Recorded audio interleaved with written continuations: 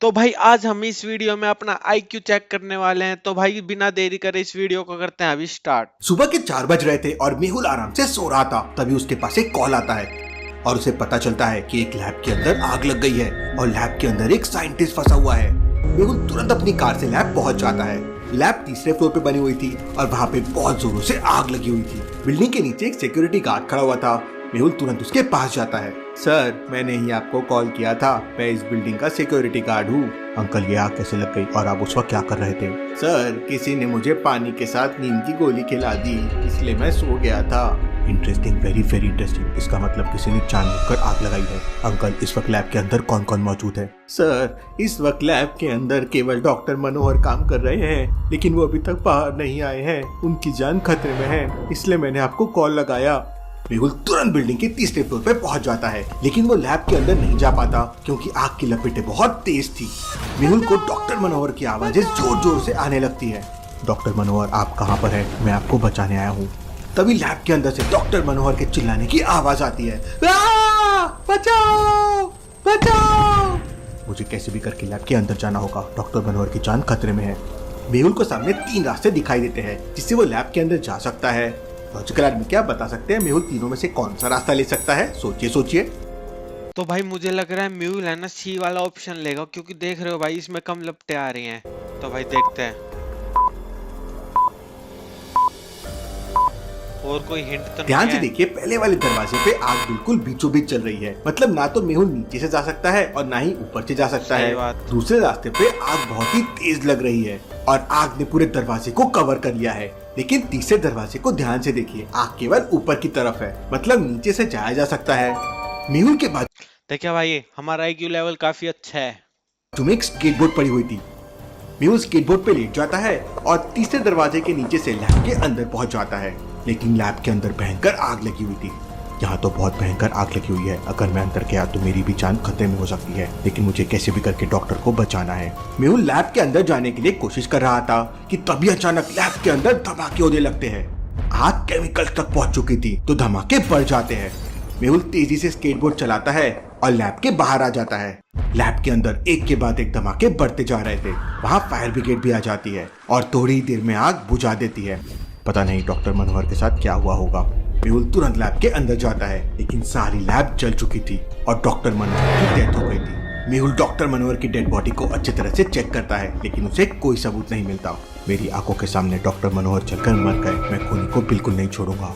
थोड़ी देर बाद उस बिल्डिंग का मैनेजर वहाँ आ जाता है। मैनेजर, मुझे सच बताओ, डॉक्टर मनोहर को किसने मारा है? सर, मुझे नहीं पता सर, केवल गिने चुने लोगों को ही पता था कि डॉक्टर मनोहर सुबह सुबह लैब के अंदर आते हैं। Interesting, very very interesting. इसका मतलब खूनी को पता था कि डॉक्टर मनोहर सुबह के 4 बजे लैब के अंदर अपना काम कर रहे होंगे, इसलिए उसने लैब में आग लगा दी। मेहुल सीसीटीवी फुटेजेस चेक करता है। आग लगने के बाद कैमरा जल चुका था, इसलिए उसके बाद के फुटेजेस अवेलेबल नहीं थे। लेकिन ठीक 4 बजे जब मनोहर लैब के अंदर आए थे, उसका एक सीसीटीवी फुटेज मेहुल को मिल जाता है। इसके बाद मेहुल कल के फुटेजेस चेक करता है तो वहाँ मेहुल को एक क्लू मिल जाता है। चकल आदमी, क्या आप इन दोनों फुटेजेस को देख के बता सकते हैं मेहुल को क्या क्लू मिल गया? सोचिए सोचिए। भाई सोचते हैं। भाई मैं बता सकता हूँ। जो देखो ये यस्टरडे वाली है ना, इसमें तो यहाँ पे ये फायर वाले लग रहा है, और जो आज की है उसमें फायर वाला वो एक्सटेंशन जो आग बुझाने का होता है ना भाई, वो हटा रखा है। मेरे हिसाब से यही क्लू है। तो भाई देखते हैं अपना क्लू सही है या गलत है। दोनों फुटेजेस को ध्यान से देखिए। कल रात तक लैब के अंदर दीवार पर एंटी फायर वाला सिलेंडर रखा हुआ था, लेकिन भाई आज सुबह 4 बजे वाले फुटेज में वो नहीं है। इसका मतलब खूनी ने जानबूझकर सिलेंडर हटा दिया ताकि डॉक्टर मनोहर किसी भी तरह आग पर काबू न पा सके। लेकिन डॉक्टर मनोहर ने आग लगने के बाद भागने की कोशिश क्यों नहीं की? वो लैब के अंदर ही क्यों फंस गए? अपने सवालों का जवाब जानने के लिए मेहुल लैब के अंदर तलाशी लेने लगता है। काफी देर तक छानबीन करने के बाद मेहुल समझ जाता है कि आग लगने के बाद डॉक्टर मनोहर लैब से बाहर क्यों नहीं भागा था। लॉजिकल आदमी, क्या आप ध्यान से सारी चीजों को ऑब्जर्व करके ये बता सकते हैं? सोचिए सोचिए। भाई मुझे ऐसा लग रहा है डॉक्टर को है ना, देखो ये यहाँ पे ताला है, तो डॉक्टर को इस ताले से बांध दिया और डॉक्टर शायद खुलवाने को कोशिश कर रहा होगा और छुड़वा नहीं पा रहा होगा खुद को। देखते हैं भाई। हमारा आईक्यू लेवल हमें ऐसा लग रहा है भाई, हमें ना ध्यान से टॉप की देखिए, IQ टेबल के लेवल नीचे है। लोहे की जंजीर और एक ताला पड़ा हुआ है। देखिए इसका मतलब खूनी ने डॉक्टर मनोहर का हाथ लॉक कर दिया होगा। इसलिए वो लैब से भाग नहीं पाए और जब उनकी बॉडी पूरी तरह से जल गई तो लोहे की जंजीर अपने आप बॉडी से अलग हो गई। मेहुल डॉक्टर मनोहर की डेड बॉडी लेकर बिल्डिंग से बाहर आ जाता है और वहाँ के सिक्योरिटी गार्ड और मैनेजर से कहता है, जब तक केस की छानबीन पूरी नहीं हो जाती बिल्डिंग के अंदर कोई नहीं जाएगा और तुम लोग सब यहीं पे रहोगे। इसके बाद मेहुल मनोहर की डेड बॉडी लेकर संजना की लैब में पहुंच जाता है। सुबह के 6 बज चुके थे। सिक्योरिटी के लिए दरवाजा एक पासवर्ड से लॉक था। इन चारों बटन पे मुझे बताओ कौन सी बटन ऑड वन आउट है। ध्यान से सोचना लॉजिकल आर्मी। कि भाई क्या क्वेश्चन था? क्वेश्चन समझ नहीं आया। लॉक था। इन चारों बटन पे मुझे बताओ कौन सी बटन ऑड वन आउट है। ध्यान से सोचना logical army. Odd one out क्या होता है भाई? अ, कौन सी? टैक्सी भी नहीं, blue taxi, blue bike, blue बस, ब्लू नहीं, वाइट कार। भाई सारी सारी मुझे ब्लू दिख रही है, बस ये अकेली वाइट कार है, तो वाइट कार होगी।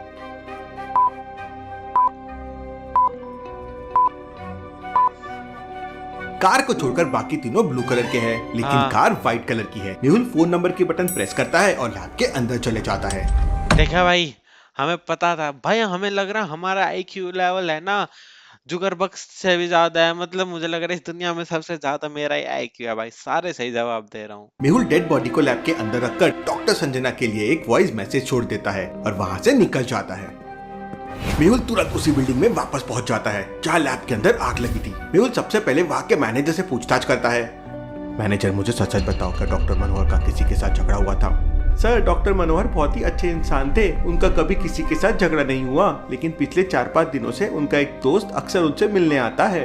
Interesting, very very interesting. मुझे उस आदमी की फोटो चाहिए। मैनेजर अपने लैपटॉप से उस आदमी का फोटो दिखाता है। शाबाश मैनेजर, अब मैं इस आदमी का पता लगा लूंगा।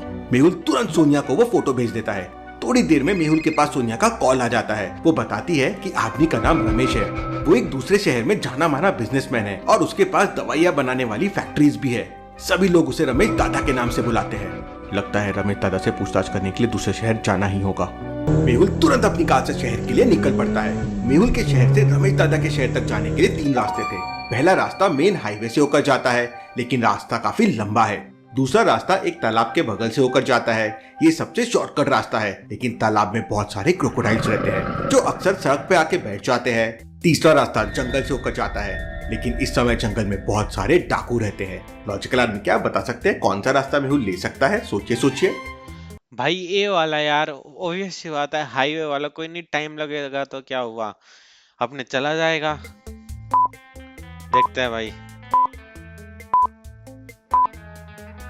वैसे तो जंगल वाला रास्ता मेहुल बिल्कुल नहीं लेगा, क्योंकि वहाँ डाकू है और इस समय वो एक दूसरे केस में है।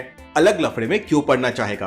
पहला रास्ता भी गुड है, लेकिन दूसरा रास्ता तो शॉर्टकट है और मेहुल ने इस वक्त स्वेटर पहन रखा है। मतलब बाहर बहुत ठंडी होगी और इतनी ठंडी में सुबह सुबह क्रोकोडाइल तालाब के बाहर नहीं आएंगे, क्योंकि सुबह सुबह तालाब का पानी गर्म रहता है, इसलिए सारे क्रोकोडाइल्स पानी के अंदर होंगे। तो रास्ता बिल्कुल भाई ये बात तो हमने सोची नहीं यार। वैसे ए ऑप्शन सही लग रहा था भाई। यहाँ इतना डीप कौन जाता है भाई? कोई नहीं, एक सवाल गलत हो गया। साफ होगा। मेहुल तालाब के बगल वाले रास्ते से दूसरे शहर में पहुंच जाता है। मेहुल दूसरे शहर में जाते ही सबसे पहले रमेश दादा की दवाई वाली फैक्ट्री में पहुंच जाता है। मेहुल फैक्ट्री के बाहर अपनी गाड़ी खड़ी कर देता है और अपने कपड़े बदल लेता है ताकि कोई उसे पहचान ना सके। मेहुल दूसरे कपड़े पहन के फैक्ट्री के अंदर जाने लगता है तो फैक्ट्री के बाहर 2 बॉडीगार्ड खड़े हुए थे। वो उसे रोक लेते हैं। मैं रमेश दादा का आदमी हूँ, मुझे रमेश दादा ने भेजा है। रमेश दादा का नाम सुनते ही सिक्योरिटी गार्ड मेहुल को फैक्ट्री के अंदर एंट्री दे देते हैं। फैक्ट्री के अंदर का नजारा देख मेहुल हैरान रह जाता है। Interesting, very very interesting. इसका मतलब रमेश दादा डुप्लीकेट दवाइयाँ बनाकर बेचता है। मेहुल आराम से फैक्ट्री के बाहर आ जाता है और फिर रमेश दादा को कॉल करता है।